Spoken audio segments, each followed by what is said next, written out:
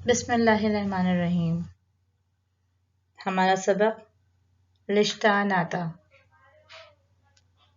اس کے مصنف ہیں مولانا محمد حسین آزاد۔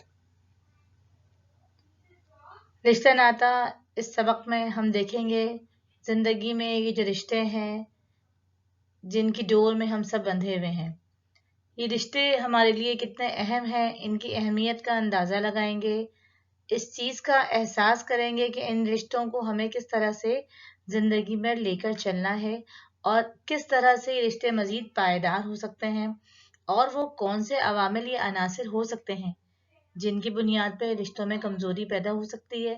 تو ہم اس سبق میں ان تمام چیزوں کو سمجھیں گے، پڑھیں گے کہ رشتے کو کس طرح سے مضبوط کرنا ہے، اور اگر رشتے میں کوئی کمی آنے لگے، کوئی دراڑ آنے لگے تو ہم اس کو کس طرح سے ختم کر دیں گے۔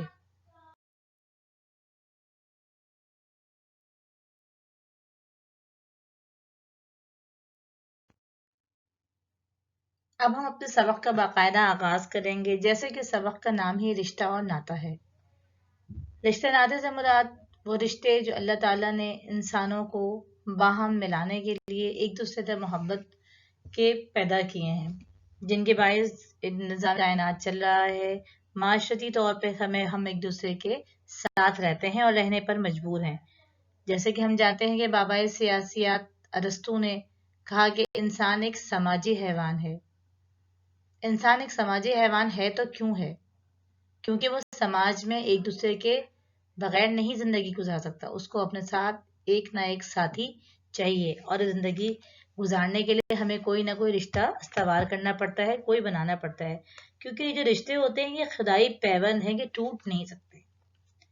جو بات کہ خدا کی طرف سے ہے اور ہم کو بھی چاہیے کہ اس کی پیروی کریں، کیونکہ ہمارا اسلام بھی ہمیں اس چیز کی تعلیم دے رہا ہے، ہمیں تربیت دے رہا ہے کہ ہمیں کس طرح سے رشتوں کو محبت اور پیار سے، اخوت سے جوڑ دیا ہے۔ اللہ تعالیٰ نے اخوت کے ذریعے ایک رشتے کو جو ہے وہ باہم انسانوں کو ایک دوسرے کے ساتھ ملا دیا ہے۔ اللہ تعالیٰ کے رشتے جو ماں باپ، بہن بھائی، میاں بیوی، بزرگوں کے ذریعے ہمارے تک پہنچے، اور ہم ان رشتوں میں ہم پابند ہیں، اور ہم پابند کیوں نہ ہوں، کیونکہ وہ رشتے ہمیں بے انتہا فائدہ دیتے ہیں، ہم ان رشتوں سے جو ہے ہمارے لیے معاون، معین و مددگار ثابت ہوتے ہیں۔ سب رشتے اپنی اپنی جگہ پہ اگر کنارے پر ہو کر بیٹھ جائیں تو معاشرت جو ہے وہ انتہائی بالکل بیکار ہو جائے گا، یعنی کہ دنیا میں انسان کا گزارا ممکن ہی نہیں ہے۔ ہر انسان کو اپنے رشتہ داروں کی ضرورت ہوتی ہے، کیونکہ رشتہ داروں کی ضرورت اس لیے ہوتی ہے کہ انسان اکیلا زندگی نہیں گزار سکتا۔ اس کے علاوہ جب ہم دیکھتے ہیں کہ ہم تعلیم کے میدان میں جب ہم آگے بڑھتے ہیں، زندگی کا سفر تھوڑا ہمارا آگے بڑھتا ہے، ابتداً تو ہمارا رشتہ صرف اور صرف ہمارے گھر والوں کے ساتھ ہوتا ہے، ہمارے والدین کے ساتھ ہوتا ہے، بہن بھائیوں کے ساتھ ہوتا ہے۔ اس کے ساتھ ساتھ جب ہم بڑے ہوتے ہیں، زندگی کے سفر کو اختیار کرتے ہوئے جب ہم آگے کی جانب بڑھتے ہیں تو ہمارا سابقہ بڑھتا ہے اپنے دوستوں سے، رشتہ داروں سے، ہمسایوں سے، لوگوں سے۔ پھر اس کے بعد ہم کسی ادارے میں منسلک ہو جاتے ہیں۔ جب ہم ادارے میں منسلک ہو جاتے ہیں تو ہمارا ایک جو ہے وہ بڑا کامیاب سا، بڑا پیارا سا رشتہ بن جاتا ہے، اور ہم جن لوگوں سے روزانہ ملتے ہیں ہمیں ان کے ساتھ ایک قربت سی محسوس ہونے لگ جاتی ہے۔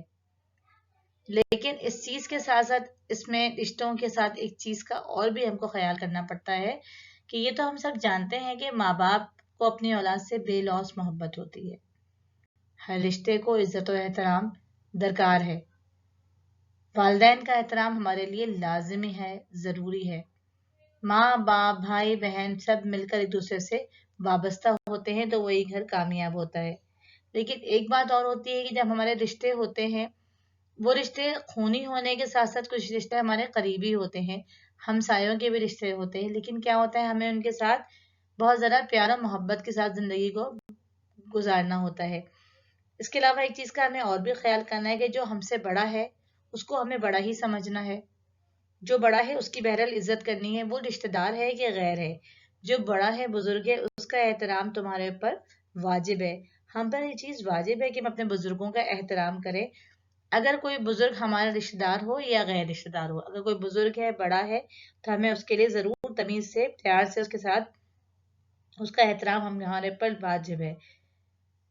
سب سے پہلے تو ہم یہ بات دیکھیں گے کہ دنیا میں، زندگی میں اللہ تعالیٰ جو ہے وہ انسان کو رشتوں کے ساتھ ساتھ اس چیز کا شعور عطا کر رہا ہے کہ اس رشتے کو تمہیں کس طرح سے نبھانا ہے. یعنی اطاعت اور تعظیم آدمی سے جس قدر ہو سکے وہ اس کے لیے کرے. ان کے احکام فقط ہمارے فائدے اور آرام کے لیے ہیں. جو رشتے ہمارے لیے بنائے گئے ہیں ان کے فائدے ہمارے لیے ہیں. ان کے خوش کرنے سے خدا بھی خوش ہوتا ہے اور در حقیقت وہ اپنی اطاعت انہی اموارات میں چاہتا ہے جو ہمارے واسطے دین دنیا میں باعث راحت و آرام ہے. تجربے سے ایک بات بھی معلوم ہوئی ہے کہ جو لڑکے اپنے ماں باپ کی اطاعت میں رہے وہ صاحب اقبال ہوئے. یعنی کہ ان کو ہمیشہ جو ہے وہ عزت نصیب ہوئی. اور جو لوگ دوسروں کے ساتھ پیار و محبت کے اور مہر و وفا کے جذبات نہیں رکھتے ان کو زندگی میں اتنی کامیابی نہیں مل پاتی. نشست و برخاست میں ہر انسان کو بڑوں کی تعظیم کرنی چاہیے. ہمیشہ سلام میں پہل کرنے کی کوشش کرنی چاہیے. کسی کے سامنے کبھی بھی برجستہ جواب نہیں دینا چاہیے. اور اگر کوئی بات وہ آپ سے کہے تو اس کو ہمیں رد بھی نہیں کرنا چاہیے. ہمیشہ بڑوں کے آگے باادب بیٹھیں اور ہمیشہ کوشش کریں کہ ان سے کچھ نہ کچھ سیکھیں سمجھیں اور ایسا کوشش کریں کہ ہم ان کو یہ احساس دلائیں کہ ہم آپ سے بہت کچھ سیکھ رہے ہیں اور آپ ہمارے لیے بہت زیادہ اہم ہیں. خاص طور پہ ہمارے گھر کے جو بزرگ ہوتے ہیں دادا دادی نانا نانی چچا تایا اس طرح کے جو رشتے ہوتے ہیں تو ان کو آپ کو سامنے ان کے زانوئے ادب طے کرنا ہے. آپ کو ان کے آگے خود بخود جھک جانا ہے. اس سے کیا ہوگا وہ واقعی چاہیں گے کہ جو ان کی زندگی کے تجربات ہیں وہ آپ کے سامنے رکھ دیں تاکہ جو برا وقت یا جو سخت یا جو کٹھن حالات انہیں نے گزارے وہ چاہیں گے کہ آپ ان حالات سے بہت دور رہیں. اس کے علاوہ جو رشتے ہوتے ہیں ہمارے جیسے پھپھی ہیں پھپھا ہیں خالہ ہیں خالو ہیں چچا ہیں چچی ہیں تو ان کے لیے بھی کیا ہے اتنی مہر و محبت کی ضرورت ہے. سننے میں یہ آتا ہے مثل مشہور ہے کہ ماں بیٹے دو ذات ہوتے ہیں پھپھی بھتیجے ایک ذات ہوتے ہیں. باپ اور پھپھی ایک باپ کی اولاد ہیں اسی لیے ایک ذات ہے اور ماں کبھی غیر ذات سے بھی ہوتی ہے. یہی سبب ہے کہ پھپھی اکثر بھتیجے کو بہت پیار کرتی ہے. بس ان کا بھی یہی حق ہے کہ ان کے ساتھ بھی اتنی ہی پیار محبت سے گزارا جائے برتا جائے. اسی طرح سے ماموں ممانی ہیں خالو خالو ہیں خالو خالہ ہیں سب بزرگ ماں باپ کے برابر ہوتے ہیں. اکثر دیکھا جاتا ہے کہ ماموں کے پر جو ہے وہ بھانجے پڑ جاتے ہیں. وجہ کیا ہوتا ہے کہ ان کا مزاج بالکل ماموں جیسا ہوتا ہے کیونکہ انسان کی جب تخلیق ہو رہی ہوتی ہے تو ماں اور باپ دونوں کی خصوصیات ان کے اندر خود بخود آتی چلی جاتی ہیں. اس کے ساتھ ایک اور بات بہت اہم ہوتی ہے کہ ہمیں ان کے رشتوں کا احترام اپنے ساتھ ساتھ کرنا ہوتا ہے. رشتے میں ایک بہت بڑا خوبصورت رشتہ ہمارا ہوتا ہے بھائی کا رشتہ. بھائیوں کے رشتوں کے لیے کیا کہا جاتا ہے جو بھائی ہوتا ہے وہ کیا ہوتا ہے انسان کا قوت بازو ہوتا ہے. بھائی جو ہے وہ انسان کی ہمت ہوتی ہے انسان کی طاقت ہوتی ہے. اور اگر وہ بھائی بڑا ہے تو وہ بھائی جو ہے بڑا بھائی کیا ہوتا ہے بالکل باپ کے مثل ہوتا ہے. باپ کی طرح سے اس کی عزت کرنی چاہیے. یہ تمام رشتے جو ہیں وہ انسان کو آپس میں محبت پیدا کر رہے ہیں. ان کے اوپر تمہارا بڑا حق ہے. یہ جو والدین ہیں یہ جو بڑے بھائی ہیں جو بڑی بہنیں ہیں ان پر تمہارا بہت حق ہے. تمہارا فرض ہے کہ تم ان کی خدمت و اطاعت کرو. بڑا بھائی باپ کے مثل ہوتا ہے. ماں باپ کے رشتے قدرتی ہوتے ہیں اور اپنے اختیار سے باہر نہیں آپ چاہ کر بھی ان سے دور نہیں جا سکتے. بزرگوں کی عقل پختہ اور تجربہ کار ہوتی ہے کیونکہ بزرگ جو بات کہہ رہے ہوتے ہیں بظاہر وہ آپ کو اتنی جو ہے وہ کارآمد نہیں نظر آ رہی ہوتی لیکن ان کا جو ہے وہ تجربہ ہوتا ہے وہ اپنے تجربے کی بنیاد پہ بات کر رہے ہوتے ہیں. اسی حساب سے دیکھا جائے کہ اگر کوئی عورت اپنے خاوند کے گھر میں خوشحال ہوتی ہے اس کا اپنے دل میں اتنے میکے کی یادیں بھی رکھتی ہے اور اس طرح سے جو ہے وہ اپنے گھر کے جو ہے بنا رہی ہوتی ہے بڑھا رہی ہوتی ہے اپنی نسل کو اور اپنے خاندان کو اپنی محبت سے سینچ رہی ہوتی ہے.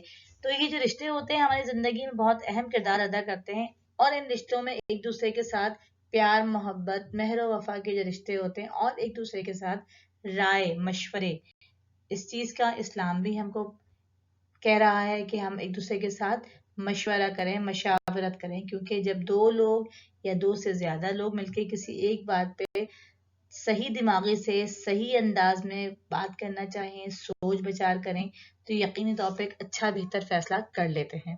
تو یعنی اس چیز سے ہمیں اندازہ ہوا کہ رشتے انسان کے لیے کتنے اہم ہوتے ہیں.